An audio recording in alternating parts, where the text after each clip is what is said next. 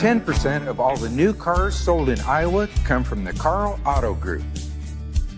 Our neighbors trust us to have the largest selection and the highest standards. To our current customers, thank you. And to our future customers, see for yourself why Karl drives Iowa. Your dealer for life, it's the Karl way.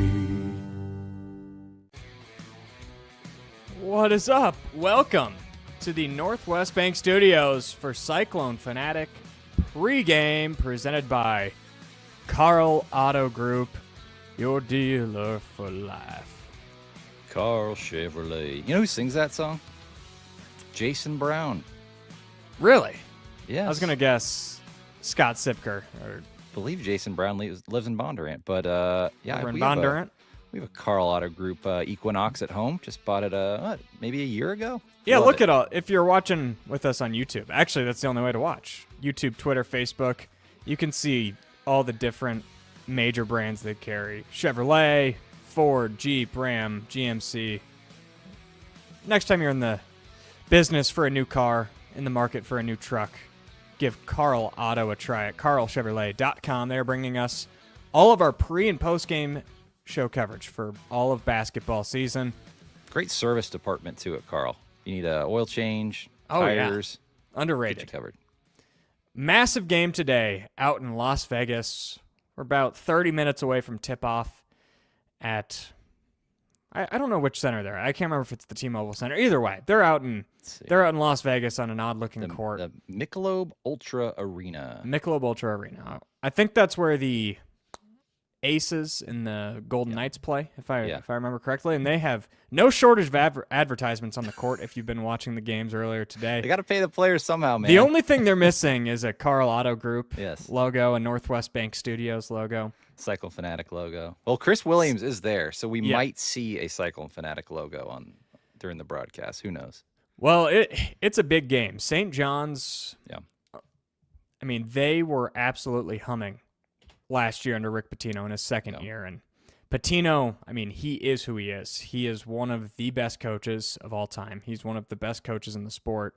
And he's assembled a roster that is very, very talented. They bring back Zuby Ejiofor, who was their second best player last year. They've also got another big in Bryce Hopkins. They're a long team. They're a tall team. And they're a fast team. They get up and down the floor. Matty Van Winkle, how do you feel about this matchup?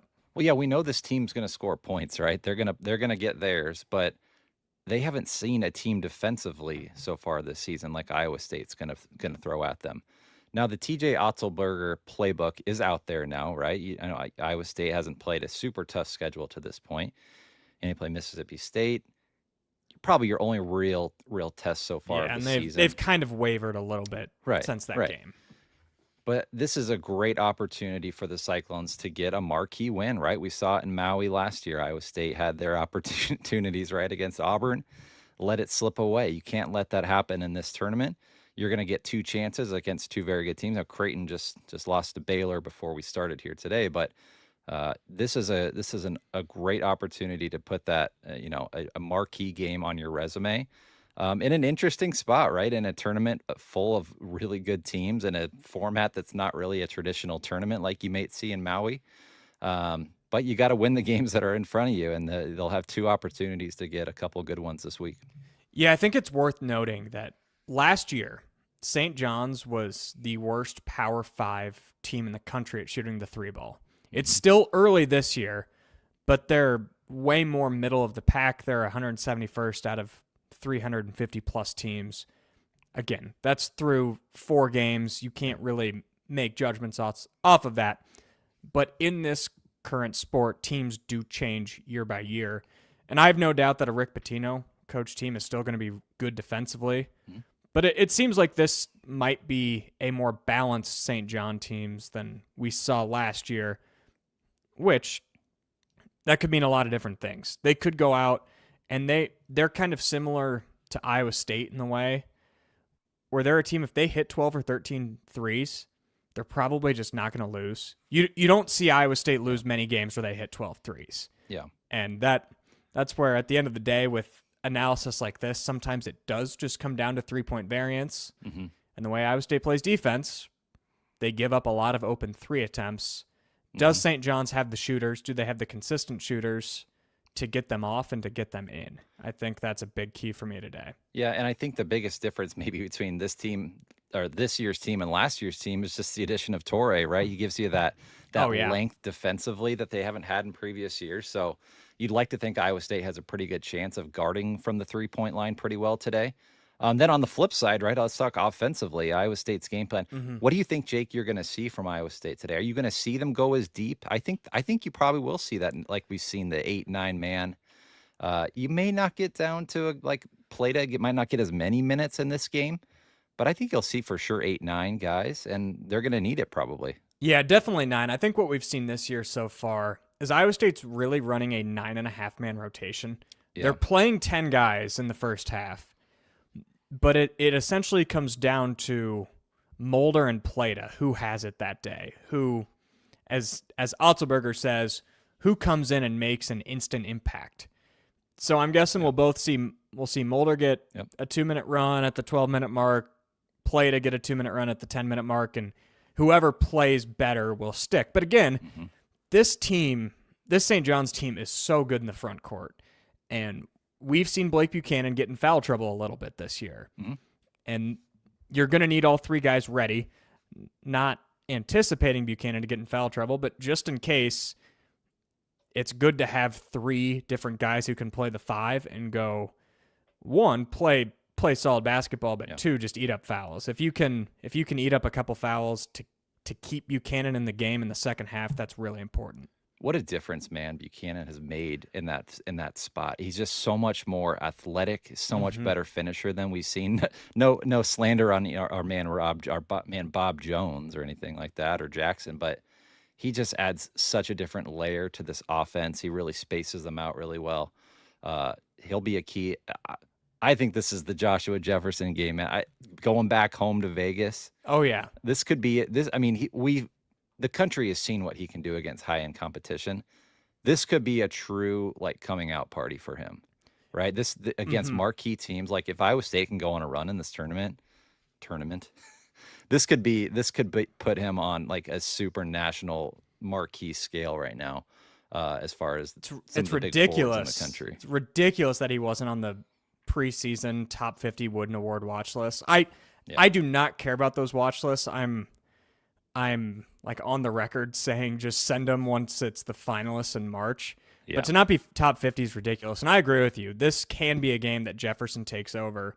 And what's so cool about Jefferson is he could score 12 points in this game, and we could be on here after saying that he dominated. Because the way that he plays with the flow of the game, he could easily go put out a triple-double. It's going to happen this year. It's just a matter of when, not if. Yeah. And I anticipate with the length that St. John's has down low, this could be a really good day for Jefferson as a passer, open up opportunities for Lipsy cutting to the basket. Heisey, he's been quiet offensively this season. Heisey's probably the best cutter on the team. That opens up the lob for Blake Buchanan. If Jefferson sees a couple go down early and they've got to help towards him in the paint, there's going to be a lot of opportunities for him to be the dish man today. I could see this game being fairly close at halftime, too. I think you're going to get a tight game. I don't see anybody running away with this game for sure. But it's going to be, like you said, it's going to come down to some key difference makers, right? Can Buchanan stay out of foul trouble, right? Can you get the offensive rebounds in this game? It's going to come down to those things. Because again, both of these teams, you look at Ken Palm, Jay, both these teams are pretty well matched. And that's why you probably saw this game open at a 1.5 point spread. I think it's up to 2.5 points now. So these teams on paper are pretty evenly matched. So it'll be a fun game to watch. Yeah, I'm really excited. And I think what makes me so excited is knowing that Milan really hasn't had his moment yet. And obviously there's been one important game against Mississippi State. You just know that when Milan's hitting shots, if he has one of those 6 or 7 3-point games, Iowa State can beat anybody in the country by 20. Not just beat anybody in the country, they can beat anyone in the country by 20. So we all know Milan's going to have a game out here in Vegas. Is it today? That's where games like this can go from close at halftime to blowouts. And we haven't even mentioned the word turnovers yet. The way Iowa State will win this game, it's not based off of half-court offense. Their half-court offense, it has to be decent. It has to be decent to good, somewhere in that range. Yeah. But if Iowa State can turn over this St. John's team that is inexperienced at guard, they don't really have a true point guard. If you can trap those big guys who are super athletic, make them throw the ball up to the paint, and where you've got Taman Lipsey playing free safety go the other way, this game, just like pretty much any other Iowa State game, will be won in the points off of turnover margin. That's kind of the recipe of a TJ defense, right? Get in those passing lanes, create turnovers, turn those into points, right? You're exactly right, Jake. It's going to come down to that.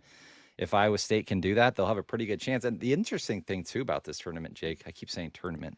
They're calling festival. Festival, yes, festival. It's in Vegas. It's got to be a festival. It's a Festivus for the rest of us. That, like, points scored in this tournament matter. So, it does. You know, like, they got to put up points. I think I saw Tennessee put up, like, 90-something today over Rutgers. It's like, it's all about the matchups in this tournament. So it's kind of the luck of the draw for who you get to play, but it's like you got to score. You're gonna need to score something. Like that might change the philosophy a little bit in this tournament. And you're playing for money too. Like that's the underrated thing in this tournament. It's like these guys have an extra motivation to win. Like they better show up. They're playing for a paycheck in this tournament. How different is that? That's crazy. It's so different. And we didn't even bother to ask the players about it because we know what the answer would be. We're focused on the next day. And that's exactly how it's run, and I believe them. That's how they actually think inside Otzelberger's program. But there has to be a little bit of a different edge. Yeah. And again, I don't anticipate this game being a blowout. I do think, like, if I had to predict, I would predict Iowa State to win by like 12. I think I feel confident in that prediction. But it will be interesting to see, like, who knows? Maybe this is one of those games where Iowa State forces 25 turnovers and they're up 20. Do you leave the starters in with 5 minutes to go? I think you have to increase that point differential. And that's something that has never really mattered for Iowa State, really. I mean, the net, you can do all that stuff, but it's interesting because Tennessee, they won that game by 25, but they've got to play Houston tomorrow. So that could all go to the wayside if they don't take care of business to go 2-0. I think the biggest thing in this, you just want to come away with at least one quad one win, right? Yeah, I'd say 2. Okay. You think, well, you don't know who you're going to get in that potential third game, right? But so that's why you want to win at least one of these games between St. John's or Creighton. 2's a great week out there. Yeah. 1 is fine. Yeah. One, you're definitely not leaving feeling great, but it's kind of a no blood, no foul type deal. If you fall to St. John's and a team like Tennessee or something like that's not going to hinder your season at all. But when you look at what's coming up, Iowa State does have to go to Purdue. Mm-hmm. Probably not winning that game. And then the Cyhawk, that's another quad one win. So if you could leave this one with 2 quad one wins, that will set you so far ahead, and 3 would be house money at that point. No pun intended. Yeah. How do you think Williams doing out at the blackjack tables this week? My gosh. Well, hey, I got a bunch of buddies. I got a bunch of buddies that are out in Vegas. Actually, I think Williams posted a picture. The bachelor party. The bachelor party. Those are a bunch of my buddies from high school that are out there. That's awesome. My buddy Ethan's getting married soon, and a bunch of those guys went out there. Ethan brought his dad out there. Someone thought it was Cyclone Larry, but they're having a good time. I hope there's a good contingency of Cyclone fans out there. I know we've got a pretty good alumni club out there, a pretty active club. I think you'll see maybe 1,000 fans out there in the Cardinal and Gold. Well, judging by Chris Williams on 2 guys. There we go. There he is. There's my buddy Ryan, Look Pat, at those guys. Ethan. What a great way to spend a bachelor party.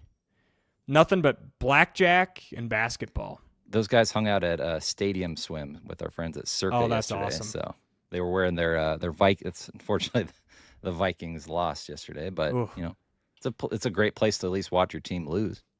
Well, we've got Williams out there. We've got Pence out there. Yeah. Judging by how Williams sounded on Two Guys yesterday, I don't want to hear what he sounds like on Tuesday. So we'll see. We'll see how they do. But we'll be here after the game in the Northwest Bank Studios. Matt Van Winkle and I will react to hopefully a Cyclone victory. We hope to see you then for the Cyclone Fanatic post-game show presented by Karl Auto Group. This has been the pregame show.